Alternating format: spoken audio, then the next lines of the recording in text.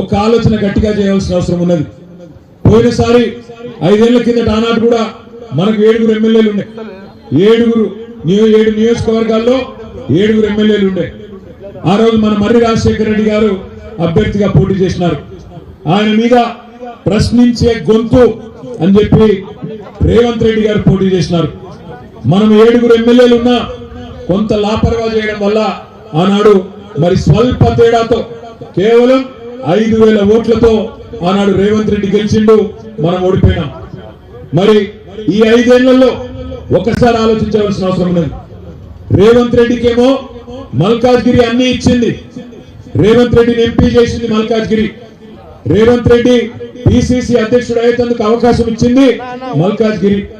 రేవంత్ రెడ్డి ఆఖరికి ముఖ్యమంత్రి అయినట్టే కూడా మల్కాజ్గిరి ప్రజల దయ, మీ అందరి కాళ్ళు కడిగి నెత్తిన వేసుకున్నా కూడా తప్పులేదు రేవంత్ రెడ్డి. మరి అదే రేవంత్ రెడ్డి మల్కాజ్గిరికి ఏమిచ్చిండు 5 ఏళ్లలో ఒక్కసారి ఆలోచించమని చెప్పి నేను కోరుతా ఉన్నా.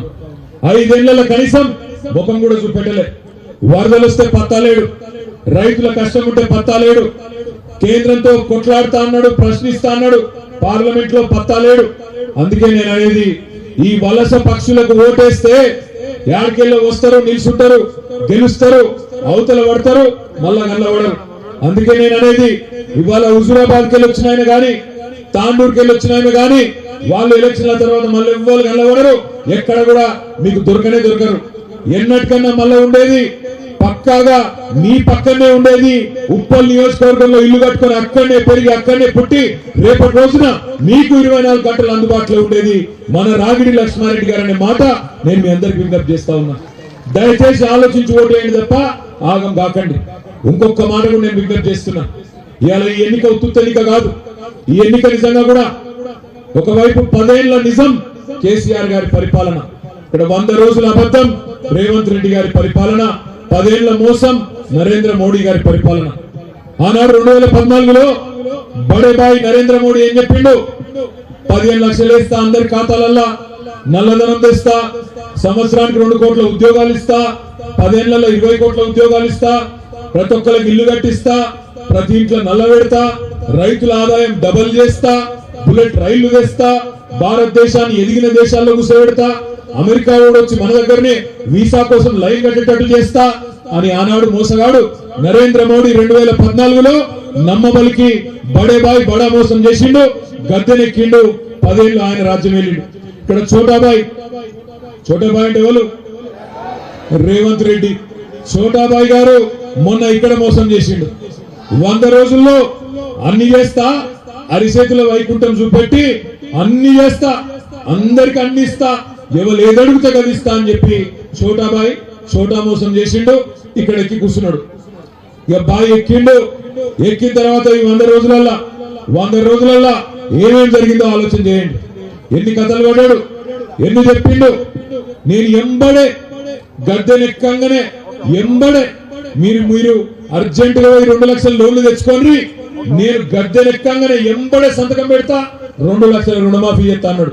డిసెంబర్ 9 నాడు రుణమాఫీ అయ్యిందా? 4,000 ఇస్తా ముసలిలకు, కేసీఆర్ 2,000 ఇస్తానన్నాడు. అయ్యిందా 4,000? ఆడబిడ్డలకు 2,500 ఇస్తా అన్నాడు. పడ్డాయా? ఇవన్నీ 100 రోజుల్లో చేస్తా అన్నాడు. ఆడపిల్లల పెళ్లికి కేసీఆర్ ₹1,00,000 ఇస్తున్నాడు, నేను తులం బంగారం ఇస్తా అన్నాడు.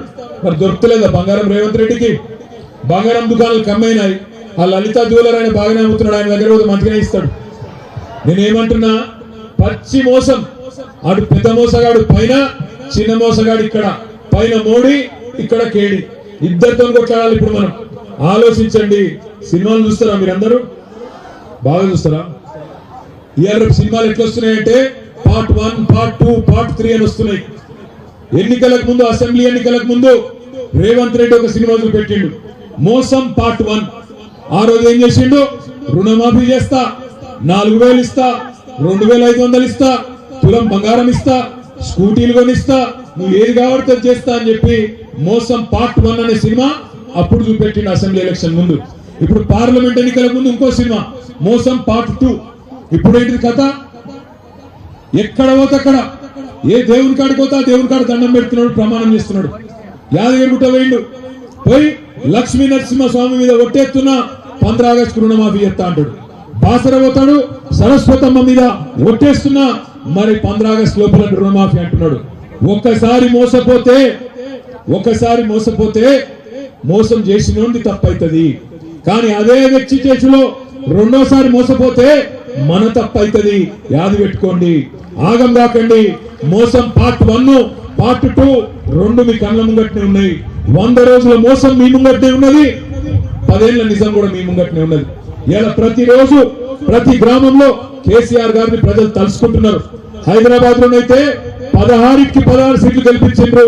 బ్రహ్మాండమైన ఫలితం ఇచ్చి మన ఎమ్మెల్యేలు వివేక్ గారు గాని, కృష్ణారావు గారు గాని, సుధీర్ రెడ్డి గారు గాని, లక్ష్మారెడ్డి గారు గాని, మరి రాజశేఖర్ రెడ్డి గారు గాని, మల్లారెడ్డి గారు గాని అందరినీ గెలిపించారు. కంటోన్మెంట్ లో లాస్యా నందిత గారిని కూడా గెలిపించారు. మల్కాజ్గిరి పార్లమెంట్ పరిధిలో 7 గెలిపించారు. మిత్రులారా, ఒక్కసారి ఆలోచించమని కోరుతా ఉన్నాను. ఇవాళ ఈ 7 ఏళ్లలో, ఈ 10 ఏళ్లలో భారతీయ జనతా పార్టీ ఇవాళ వచ్చి ఓట్లు అడుగుతున్నది. ఏం చేసింది భారతీయ జనతా పార్టీ మన మల్కాజ్గిరికి, మన తెలంగాణకు ఆలోచించమని చెప్పి నేను కోరుతా ఉన్నా. మనం కట్టిన ఫ్లైఓవర్లు హైదరాబాద్ మహానగరంలో 35-36 ఫ్లైఓవర్లు కట్టినాం 10 ఏళ్లలో. ఒక్కటి తీసుకున్నారు వాళ్ళు, 2 తీసుకున్నారు. సారీ, ఒకటి ఉప్పల్లా, రెండోది అంబర్పేటలో 2 ఫ్లైఓవర్లు తీసుకున్నాడు నరేంద్ర మోడీ. మేము కడతాం రాయ్యా అంటే లేదు మేమే కడతాం, జాతీయ రహదారి అని ఉప్పల్ తీసుకున్నాడు, అక్కడ అంబర్పేట తీసుకున్నాడు. అయినా 2 మనం 36 ఫ్లైఓవర్లు కడితే ఉప్పల్ ఇవాళ నడకన నడుస్తున్నది. ఉప్పల్ ఫ్లైఓవర్ సిగ్గుండాల మరి బీజేపీ కోటేస్తానికి ఎవరికన్నా. దీన్ని 35 కేసీఆర్ కట్టినప్పుడు ఒక్కటి కూడా కట్టలేని నరేంద్ర మోడీకి ఓటేద్దామా? మనం ఇవాళ ఇక్కడికి వస్తుంటే షామీర్పేటకు హైదరాబాద్ లో ఆడికెళ్ళి జూబ్లీ బస్ స్టాండ్ కాడికెళ్ళి ఇక్కడ తుమ్ముకుంట దాకా భయంకరమైన ట్రాఫిక్ ఉంటది. ఈ ట్రాఫిక్